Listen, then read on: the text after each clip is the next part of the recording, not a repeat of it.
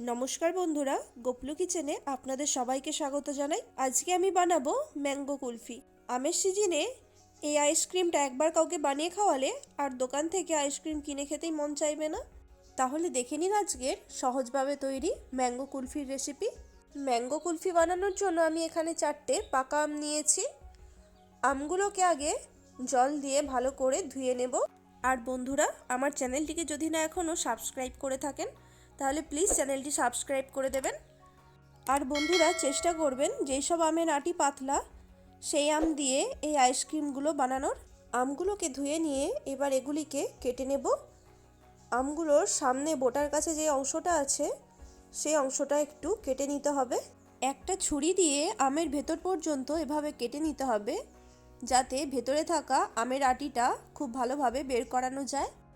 সাঁড়াশি দিয়ে এভাবে আমের আটিটা টেনে বের করে নেব। আর বন্ধুরা, অবশ্যই খেয়াল রাখতে হবে আমের আটিটা বের করানোর সময় যাতে আমটা না কেটে যায়, আর আমের ভেতরে যেন পর্যাপ্ত পরিমাণে আমের পাল্প থাকে। একই রকমই আরও একটি আম কেটে দেখিয়ে দিচ্ছি।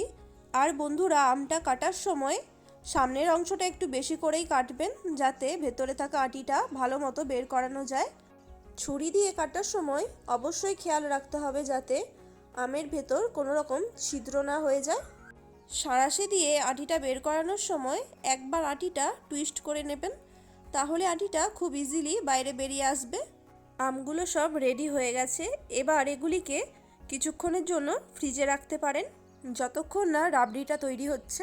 একটা কড়াইয়ের মধ্যে 1/2 লিটার লিকুইড দুধ নিয়ে নেব।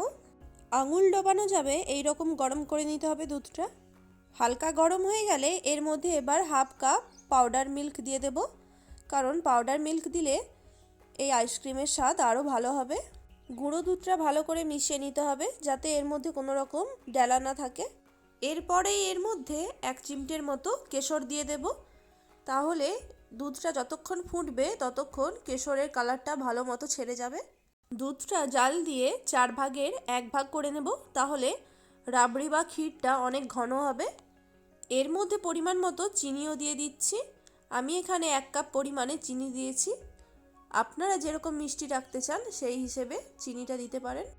শুরু থেকেই কিন্তু গ্যাসের ফ্লেমটা বাড়িয়ে রাখতে হবে, আর কন্টিনিউ এভাবে হাতা দিয়ে নাড়াচাড়া করতে হবে। কিছুক্ষণ দুধটা জাল করে নেওয়ার পর দেখুন কালারটা কত সুন্দর ছেড়ে গেছে। সবশেষে এবার 1/4 টিস্পুন এর মধ্যে এলাচের গুঁড়ো দিয়ে দেব। এলাচের গুঁড়ো দিলে এর ফ্লেভার আর সেন্ট দুটোই বেড়ে যাবে। প্রায় 20 মিনিটের মতো জাল করে নেওয়ার পর দুধটা দেখুন 4 ভাগের 1 ভাগ হয়ে গেছে। এবার ঢাকা দিয়ে এটিকে কিছুক্ষণ ঠান্ডা হতে দেব। রাবড়িটা ঠান্ডা করে নিয়ে এবার আমগুলোকেও ফ্রিজ থেকে বের করে নিয়েছি।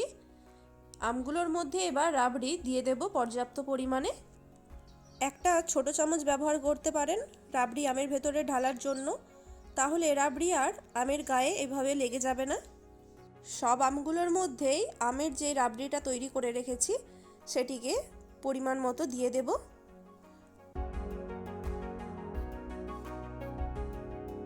দেখুন সব আমগুলো আমার রেডি হয়ে গেছে। এবার আমের যে সামনের অংশটা কেটে রেখেছিলাম সেটিকে আমি ফেলে দিইনি, এভাবে টুপির মতো করে আমের উপর বসিয়ে দেব। এবার আমগুলো আইসক্রিমে পরিণত হওয়ার জন্য ফ্রিজের মধ্যে রেখে দেব 24 ঘন্টা, তাহলে আমগুলো খুব ভালো মতো জমে যাবে। 24 ঘন্টা পর আমি আমগুলোকে ফ্রিজ থেকে বের করে নিয়েছি। আমের বাইরের অংশ দেখে নিশ্চয়ই বুঝতে পেরেছেন আমগুলো কিভাবে জমে গেছে। এবারে প্রত্যেকটা আমের খোসাগুলো ছাড়িয়ে নেব একটা পিলার দিয়ে। তার আগে আমের ওপরে যে টুপির মতো বসিয়ে রেখেছিলাম সেটিকে সরিয়ে দিয়েছি। আমগুলো জমে যাওয়ার পর পিলার দিয়ে আমের খোসাগুলো ইজিলি আপনারা পিল করে নিতে পারবেন। আমের সম্পূর্ণ খোসা ছাড়িয়ে নেওয়ার পর এবার আমগুলোকে গোল গোল করে টুকরো টুকরোভাবে কেটে নেব। এছাড়াও আপনারা যেভাবে কাটতে চান আমগুলোকে কেটে নিতে পারেন। আমগুলোর খোসা পিল করার সাথে সাথে আপনারা যদি না আইসক্রিমটা খেতে চান তাহলে আমগুলোকে ডিপ ফ্রিজে আরও কিছুক্ষণ রেখে দিতে পারেন। দেখতেই পেলেন বন্ধুরা কত কম খরচে আর কত সহজেই দোকানের থেকেও বেটার আইসক্রিম বাড়িতেই তৈরি করে নেওয়া যায়।